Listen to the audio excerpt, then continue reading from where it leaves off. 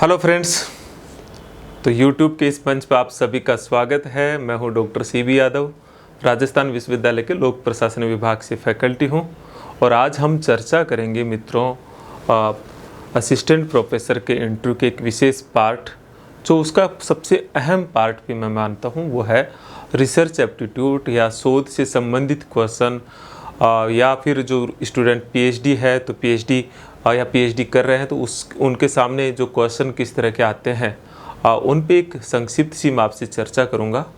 मित्रों, जैसे आप जानते हो कि असिस्टेंट प्रोफेसर का अपना एक इंटरव्यू कई मायनों में अलग है।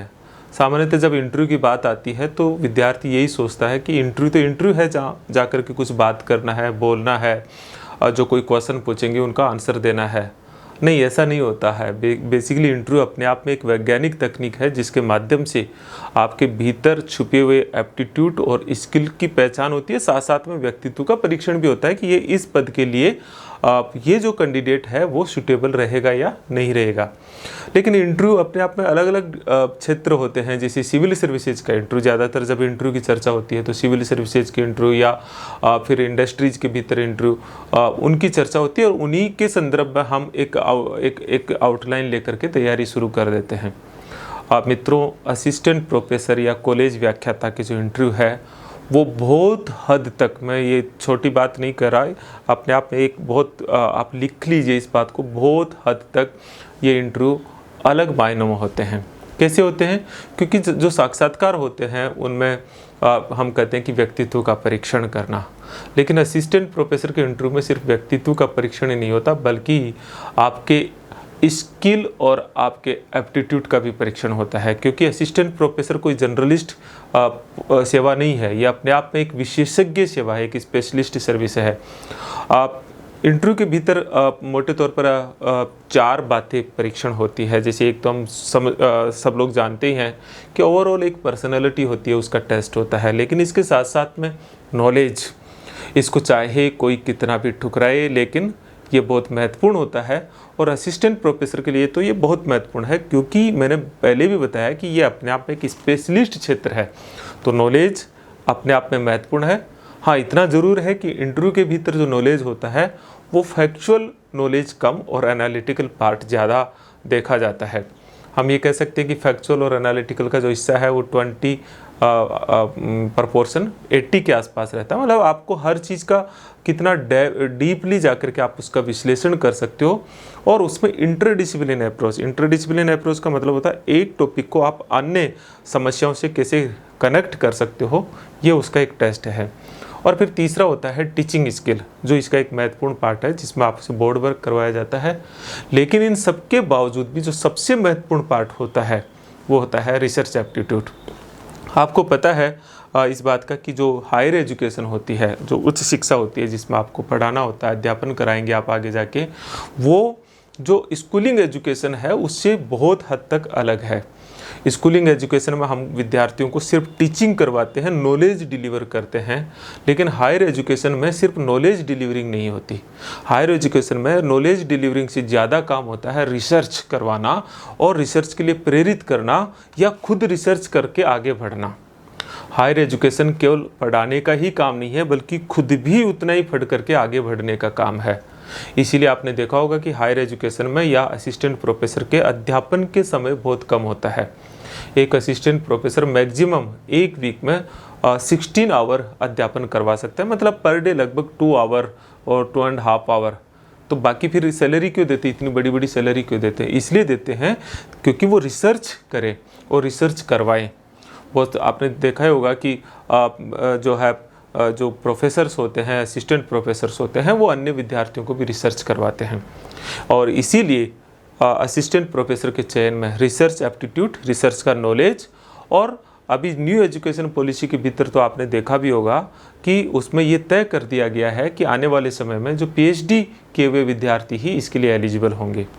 इसका मतलब ये हुआ कि रिसर्च जो है, जो शोध, जिसको हम रिसर्च को क्या कहते हैं, शोध भी कहते हैं या हम इसे अनुसंधान भी कहते हैं। तो जो शोध या अनुसंधान है या जो रिसर्च है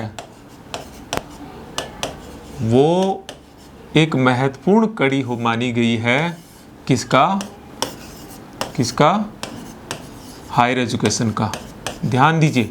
और इसीलिए मैं ये कहता हूँ कि असिस्टेंट प्रोफेसर की तैयारी में भी आपके रिसर्च एप्टीट्यूड क्या है और रिसर्च पे आपकी तैयारी क्या है और इस तरह के सवालों को आप कैसे डील करते हैं, वो सबसे महत्वपूर्ण है।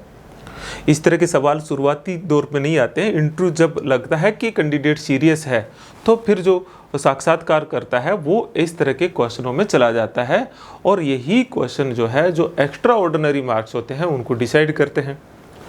और चूंकि जो कंपटीशन है वो नेक टू नेक होने लग गया, एक एक नंबर की लड़ाई मायना रखती है। और ऐसी कहीं जब कभी 1 या 2 नंबर से रहता है विद्यार्थी, ताउम्र वो जो दंश है ना, वो झेलना पड़ता है उसको कि काश उस दिन मैं कुछ और बेहतर तैयारी कर लेता। तो काश में आप ना हो। तो मैं आज आपसे 2 चर्चाएं करूंगा। एक, रिसर्च पे किस तरह से क्वेश्चन पूछे जाते हैं। दूसरे, रिसर्च के संबंध में अगर चर्चा हो जाए तो वो उसका आप किस तरह से डील करें। लेकिन किसी भी तरह के सवाल से पहले ये ज़रूर देख लीजिए कि अपने आप में रिसर्च क्या है। यही सवाल अगर आपके सामने आ गया कि रिसर्च क्या है, तो मैं संक्षिप्त में बता देता हूँ। देखिए, ये 2 शब्द आप देख रहे हैं, री और दूसरा क्या है? सर्च। री का मतलब होता है बार बार और सर्च का मतलब क्या होता है? खोजना। तो रिसर्च अपने आप में क्या हुआ? रिसर्च ये हुआ कि जो बार बार खोजना। आपसे पूछे कि रिसर्च का मतलब क्या है, तो जो नया खोज रिसर्च नहीं है, बल्कि जो पहले से सर्च है, जो पहले से खोजा जा चुका है, उसका दोबारा से री एग्जामिन करना, उसको दोबारा से ज्ञान को आगे बढ़ाना, यही रिसर्च है। रिसर्च मानव के जिज्ञासा को शांत करने का एक साधन माना गया है, अगर हम प्राचीन काल से माने तो। लेकिन फिर भी अगर आप इसका एक व्यवस्थित आंसर दो तो फिर उसमें कुछ कंटेंट आप ज़रूर देख लीजिएगा कि शोध क्या है। तो शोध क्या है? आप कहिए कि किसी घटना या किसी तथ्य या किसी समस्या या किसी सिद्धांत, कुछ भी हो सकता है, नहीं है ये, किसी घटना का, तथ्य का, समस्या के या सिद्धांत का, इसका बोधपूर्वक मतलब संज्ञानात्मक रूप से, बोधपूर्वक तथ्यों व आंकड़ों का विश्लेषण से, आंकड़ों का विश्लेषण कैसे करेंगे हम आगे? विश्लेषण से ज्ञान को आगे बढ़ाना ही रिसर्च है। ये तो एक सामान्य सी प्रक्रिया। फिर और थोड़ा अगर डेप्थ पूछे जाए तो आप बताइए कि जो हाइपोथेसिस होती है, वो हाइपोथेसिस की पुष्टि करना या उसको नकारना, वही रिसर्च होता है। रिसर्च का मुख्य कंटेंट क्या है? व्यवस्थित और क्रमबद्ध ज्ञान तो है ही, लेकिन इसके साथ साथ रिसर्च का मुख्य कंटेंट होता है तथ्यों का विश्लेषण करके, किसी खोजे गए ज्ञान का पुनः परीक्षण करके उसमें नए ज्ञान को जोड़ना या नए निष्कर्षों को निकालना या पुराने ज्ञान की पुष्टि करना, ये शोध है। शोध अपने आप में एक जिज्ञासा को शांत करने की ही प्रवृत्ति है। शोध से संबंधित जो क्वेश्चन है, ये स्टूडेंट जो पीएचडी है मित्रों, या जिनकी पीएचडी चल रही है, या जो पीएचडी में एनरोल हो गए लेकिन पीएचडी का टॉपिक डिसाइड नहीं हुआ, उन सबके लिए तो इस तरह के क्वेश्चन अनिवार्य होता है। जिनकी पीएचडी हो चुकी या जिनका पीएचडी का टॉपिक डिसाइड होकर रिसर्च आगे बढ़ गया है, उनके लिए तो रिसर्च से संबंधित ही क्वेश्चन या उसके टॉपिक से संबंधित क्वेश्चन होते ही होते हैं। मुख्यतः क्वेश्चन किस तरह से होते हैं? आपका रिसर्च का टॉपिक क्या है? आपके रिसर्च के टॉपिक को आपने चुनाव किया तो आपने ये रिसर्च का टॉपिक क्यों चुना? आपने इस रिसर्च के टॉपिक की हाइपोथेसिस क्या है? इसके ऑब्जेक्ट क्या है? आपने अपने रिसर्च के भीतर जो आंकड़ों का एकत्रित स्रोत है, वो प्राथमिक और द्वितीयक स्रोत क्या क्या चुने? प्राथमिक स्रोत में आपके जो लिटरेचर रिव्यू रहा वो किस तरह से रहा, और आपके जो सेकेंडरी सोर्सेज है उसकी सैंपल साइज आपने क्या रखी, यही सैंपल साइज क्यों रखी, क्वेश्चनियर में किस तरह के क्वेश्चन बनाए, क्लोज क्वेश्चन क्या होते हैं और ओपन क्वेश्चन क्या होते हैं, साक्षात्कार और क्वेश्चनियर के भीतर के अंतर क्या होते हैं, आपकी जो हाइपोथेसिस और आपके ऑब्जेक्ट के भीतर मिलान नहीं कर रहा, कई बार उल्टा पुल्टा भी आता है, ये भी पूछते हैं हम। आपकी रिसर्च एक अच्छी वैलिड रिसर्च है, ये हम कैसे माने, आपकी रिसर्च में ऐसी कोई 3 कमियां जो बताइए जिसमें आगे वाले रिसर्चर को आप सुझाव देना चाहेंगे, ये बताइए। आपके रिसर्च से संबंधित जो लिटरेचर रिव्यू है उनकी कोई 5 या 10 पुस्तक या 3 जर्नल या 3 वेबसाइट का नाम बताइए। ये सारी चीज़ें वो होती है जो एक ये तय करती है कि आपने सच में रिसर्च किया भी है या नहीं किया है, या आप रिसर्च के प्रति इंटरेस्ट भी रखते हैं या नहीं रखते हैं। और मित्रों, ये बहुत ज़रूरी हो जाता है क्योंकि आप सब लोग जानते हैं कि हमारे यहाँ रिसर्च का लेवल क्या है, आप सभी जानते हैं। और चूंकि अगर हम उस लेवल के अकॉर्डिंग रिसर्च कर रहे हैं अपना, तो निश्चित तौर पर ही इंटरव्यू के भीतर एक नई चुनौती आपके सामने आने वाली है। और ये चुनौती आए और आप निराश होकर के वापस लौटो, उससे पहले ज़्यादा ज़रूरी है कि आप रिसर्च से संबंधित अलग अलग एरियाज को आप पहले से देख लीजिए और उनकी तैयारी बेहतर तरीके से कर लीजिए। कुछ हेल्प मैं आपकी यहाँ मदद करता हूँ, थोड़ी बहुत मदद मैं यहाँ करने की इस लेक्चर में करने की कोशिश करता हूँ। जैसे अगर आपसे पूछे कि आपका रिसर्च का टॉपिक क्या है, तो आप बिल्कुल अपना रिसर्च का टॉपिक का पूरा नाम बताइएगा। आप सामान्यतः स्टूडेंट वो आधा अधूरा बता देता पूरा, जैसे फॉर एग्जांपल के तौर पर कि मेरे रिसर्च का टॉपिक है भारत में मतदान व्यवहार पर अध्ययन राजस्थान के झुंझुनू जिले के विशेष संदर्भ में। अगर इसमें मतदान व्यवहार अपने आप में वो फिर क्वेश्चन पूछेंगे तो बहुत बड़ा टॉपिक हो गया, नहीं है ये नहीं है, तो आपका जो टॉपिक है वो आप बताएंगे। या फिर आप जैसे इसी में हो कि भारत के मतदान व्यवहार में शिक्षा घटक का अध्ययन झुंझुनू जिले या अजमेर जिले के विशेष संदर्भ में, आप इस तरह से ये टॉपिक बता देंगे। मतलब एक एग्जांपल बता रहा हूँ, साइंस वाले साइंस के हिसाब से बता देंगे। आपसे जब पूछे कि आपने ये टॉपिक का चुनाव क्यों किया, तो इसके जवाब में अलग अलग पक्ष है, लेकिन मैं 2-3 बात जरूर आपको यहाँ रखना चाहूँगा जो आप बताएं। पहली चीज़ आप ये बताइए कि मेरा इस टॉपिक पर इंटरेस्ट था सर, शुरू से ही मैं चाहता था कि ये टॉपिक मेरा अपना एक इंटरेस्ट था। दूसरा, ये जो टॉपिक है वो मुझे आकर्षित तो करता ही था, लेकिन वर्तमान में सर मैंने पाया जो मेरा शुरुआती दौर के भीतर जब मैं लिटरेचर रिव्यू कर रहा था, कुछ रिसर्च पब्लिश रिसर्च को देख रहा था, तो मैंने उनकी लिस्टों को देखते हुए पाया कि इस क्षेत्र के भीतर रिसर्च बहुत कम हुआ है। फिर आप तीसरा पॉइंट बहुत दमदार होता है जो आप ज़रूर दीजिएगा, और वो ये होता है कि आप बताइएगा कि इस क्षेत्र, ये जो रिसर्च का जो मेरा अपना क्षेत्र है सर, ये आज तो प्रासंगिक है ही, लेकिन आने वाले समय में ये चुनौती और भी होगी और ये और ज़्यादा प्रासंगिक होगा। ये जो तीसरा पॉइंट है ये बहुत महत्वपूर्ण हो जाता है कि आपने रिसर्च किसी एक रिलेवेंट इश्यूज पे किया है। तो ये आपके आंसर में 3 कंटेंट को आप डालिएगा। आपसे पूछे कि आपके रिसर्च के भीतर आप क्या कमियां देखते हैं, तो अपने पूरे रिसर्च में वो एरिया तलाशें जहां रिसर्चर और जाकर के अध्ययन करें। तो आप पाएंगे कि सर वैसे तो मैंने काफ़ी इस संबंध में तथ्य एकत्रित किए हैं, लेकिन मेरे रिसर्च में ये 2 पहलू आए। ये तीसरा पहलू पे मैंने पाया कि अगर इस क्षेत्र में और रिसर्च आगे रिसर्चर करें तो निश्चित तौर पर ही बेहतर होगा। या आप ये कह सकते हो कि मेरे रिसर्च के भीतर ही कुछ फैक्ट फाइंडिंग में ये कुछ नए तथ्य उभर करके आए, इनकी पुष्टि के लिए और रिसर्च की ज़रूरत है। आप इस तरह से चीज़ें कह सकते हैं। और आप हाइपोथेसिस की बात जब आए तो आप अपने हाइपोथेसिस बताइए। तो कभी कभी इंटरव्यू के भीतर ऑब्जेक्टिव और हाइपोथेसिस को एक साथ पूछते हैं कि आपके हाइपोथेसिस और ऑब्जेक्टिव कनेक्ट है या नहीं है। फिर फैक्ट फाइंडिंग में आपका जो सैंपल साइज जो आपने लिया है, सैम्पलिंग की है और जो सैंपल साइज लिया है वो ज़रूर देखिए कि आपने जो सैंपल साइज इतना ही क्यों लिया, क्योंकि ये सबसे महत्वपूर्ण बात इंटरव्यू के भीतर उभर के आती है कि ये जो सैंपल साइज चुना, तो जो सैंपल होता है वो पूरे आपका जो एरिया वो प्रॉब्लम है उसको रिप्रेजेंट करने वाला होना चाहिए। आपके पास ऐसे तर्क होने चाहिए जिससे आप बता सको कि ये जो सैंपल साइज है वो अपने आप में ना बड़ी है ना छोटी है, और सैम्पलिंग जो आपने की है अलग अलग तरीक़ों से, उनके लिए भी आप, चूँकि ये हर विद्यार्थी का अलग अलग पार्ट है, तो वो ज़रूर उनके कुछ पहलुओं को आप देख लीजिए, क्योंकि इस तरह के क्वेश्चन जो है आपके रहते हैं।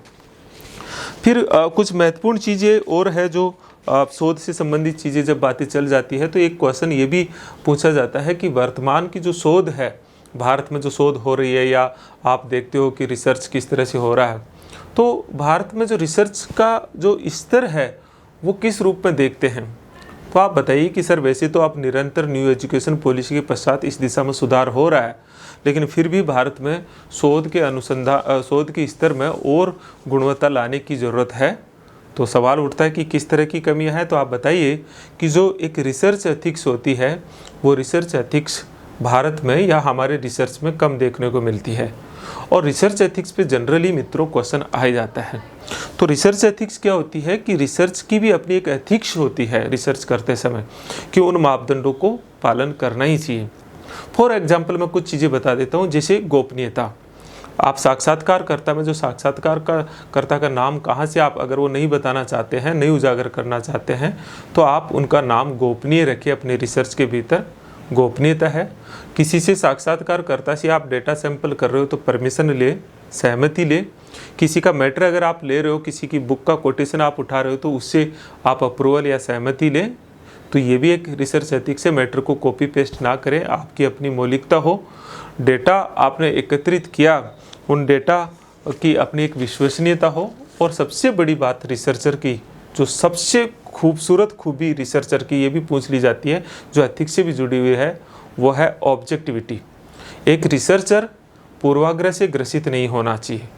वो पहले से कोई निष्कर्ष नहीं निकाले, बल्कि वो बिल्कुल वस्तुनिष्ठ तरीके से ऑब्जेक्टिवली रहे, और रिसर्च का चाहे जो परिणाम आए, वो केवल एक ऑब्जर्वर की भांति रिसर्चर को रहना चाहिए। तो एक ऑब्जेक्टिविटी उसके रिसर्च के भीतर हो, ये ज़रूर ध्यान रखें। और साथ साथ में इंटीग्रिटी मतलब आप हर चीज़ का ईमानदारी से, आपने स्रोत को कहाँ से लिया उसका रेफरेंसेज दें, तो आपके रिसर्च में एक इंटीग्रिटी हो। साथ साथ में कभी कभी ऐसा भी होता है कि एक रिसर्चर जब किसी एक विशेष प्रॉब्लम से जुड़ता, विशेषकर सोशल साइंस में, तो एक रिसर्चर के दिल में कंपैशन की फीलिंग होनी चाहिए, करुणा की भावना। ताकि दया और करुणा में बड़ा फ़र्क होता है, आप जानते हैं ना, पिटी और कंपैशन बहुत बड़ा फ़र्क होता है। तो ये भी एक रिसर्चर का गुण है कि वो एक कंपैशन की फीलिंग रखे, ताकि वो उनकी प्रॉब्लम से को फील कर पाए। तो ये भी एक रिसर्चर, एक बेस्ट रिसर्चर की विशेषता। आपसे कभी कभी ये भी पूछा जा सकता है कि न्यू एजुकेशन पॉलिसी में आप में रिसर्च के क्षेत्र में क्या नए सजेशंस दिए हैं या रिकमेंडेशन दी है। तो आप बताइए कि सर न्यू एजुकेशन पॉलिसी में जो रिसर्च है, वो एक तो छोटे छोटे प्रोजेक्ट पे रिसर्च करने की बात कही है, साथ ही रिसर्च को इंडस्ट्री से जोड़ने की बात कही है, जिसमें यूनिवर्सिटीज़ आदि MOUs करें। रिसर्च में जो ऑनलाइन मटेरियल है उसकी ज़्यादा से ज़्यादा पब्लिकेशन और उसकी अवेलेबिलिटी की बात कही है, और इंटरनेशनल कोऑपरेशन और कोऑर्डिनेशन जो है रिसर्च में, ये बढ़ाने की बात कही है। साथ ही रिसर्च को बहुत सरल, सिंपल बनाने और पब्लिकेशंस को छोटा करने पर भी न्यू एजुकेशन पॉलिसी पे बल दिया गया है। एक क्वेश्चन ये भी पूछ लिया जाता है कि जो न्यू एजुकेशन पॉलिसी है, उसमें जो MPhil को ख़त्म किया है, उसको आप किस रूप से देखते हैं। तो मित्रों, इसमें ये सवाल आने की संभावना है ही। तो आप बताइए कि सर जो MPhil है, वो MPhil अपने आप में रिसर्च में पुनरावृत्ति हो रही थी। केवल MPhil करना रिसर्च नहीं था, पूरा रिसर्च नहीं है, मतलब वो एक रिसर्च की प्राइमरी स्टेज थी। वो वैसे भी कोर्स वर्क में पूरी होती थी, क्योंकि कोर्स वर्क तो रिसर्च का एक हिस्सा ही है। तो जब कोर्स वर्क रिसर्च का हिस्सा है, तो MPhil जो 2 साल की थी, उससे एक तरह से रिपीटेशन हो रहा था, और विद्यार्थियों को एक अतिरिक्त प्रक्रिया को करना पड़ रहा था। और इसीलिए न्यू एजुकेशन पॉलिसी में MPhil को हटाने का निर्णय लिया गया है। इस तरह से आप कह सकते हैं। कुछ ऐसी भी बातें हो सकती है कि जो क्वांटिटेटिव और क्वालिटेटिव रिसर्च में क्या अंतर है। तो आप बताइए कि सर जो क्वांटिटेटिव रिसर्च होता है, उसमें मूर्त डेटा, विजिबल डेटा ज़्यादा होते हैं, और जो क्वालिटेटिव रिसर्च होते हैं वो वैल्यू और व्यवहार का एक गहन अध्ययन होता है। और इस तरह से क्वेश्चन और भी बहुत सारी सीरीज हो सकती है। एक अच्छी हाइपोथेसिस की क्या विशेषता होगी, नहीं है, जो सैम्पलिंग है, सैम्पलिंग के अलग अलग मेथड्स क्या होंगे, ये मेथड कहाँ यूज लिया जाता है, रिसर्च में कौन कौन से सॉफ्टवेयर उपयोग में होते हैं, SPSS सॉफ्टवेयर और R सॉफ्टवेयर के भीतर का क्या अंतर है, अलग अलग तरह के जो चार्ट बनते हैं, इसी तरह से जो मीन, मीडियम और मोड, जो रिसर्च में डेटा एनालिसिस की जो सांख्यिकी की जो पद्धतियां हैं, उन पद्धतियों के बारे में सवाल हो सकता है। और फिर कभी अगर ज़रूरत पड़े आपको रिसर्च से संबंधित कोई पुस्तक पूछ सकते हैं। मेरा आपसे सजेशन यही है कि आप रिसर्च के एक बेसिक नॉलेज को तो ज़रूर लीजिए, चाहे आप PhD किए हो या PhD नहीं किए हो। वो विद्यार्थी जिनका PhD नहीं है, क्या उन्हें रिसर्च के बारे में नॉलेज लेना चाहिए? तो मेरा जवाब बिल्कुल एक लाइन में यस। कम से कम उसको रिसर्च की बेसिक चीज़ें पता हो और वो जिस क्षेत्र में अपना शोध करना चाहता है उसका कुछ लिटरेचर उसे ज़रूर पता हो और वो क्लियर हो कि मुझे इस क्षेत्र में रिसर्च करना है, ताकि आने वाले सवालों का वो बेहतर तरीके से जवाब दे सके। रिसर्च के लिए जो सबसे बेस्ट बुक, जो सबसे पॉपुलर बुक है, वो ये राम आहूजा की हिंदी और इंग्लिश मीडियम में आती है, आप पढ़ सकते हैं। सोशल साइंस के लिए तो स्पेशली ये बुक बहुत अच्छी है। बाकी और भी अलग अलग जो ब्लैक स्वान पब्लिकेशन की इंग्लिश और हिंदी में कई अच्छी बुक्स है, और भी कई अच्छे पब्लिकेशंस की बुक्स आती है, उनको एक बार मोटा मोटा ज़रूर देख लें। और हमारा जो आगे गाइडेंस प्रोग्राम चलेगा, इंटरव्यू का प्रोग्राम चलेगा, उसमें हम और इस पे डिटेल से, हर टॉपिक पे डिटेल से चर्चा करेंगे। एक बार हमारे जो गाइडेंस प्रोग्राम है उसकी जानकारी दे देता हूँ कि जो हमारा जो गाइडेंस प्रोग्राम है वो ऑफलाइन और ऑनलाइन दोनों मोड पे होगा। सभी सब्जेक्ट्स का हम देख रहे हैं। मॉक इंटरव्यू होगा, पर्सनल और ग्रुप सेशन, ये इसके अहम हिस्से होंगे।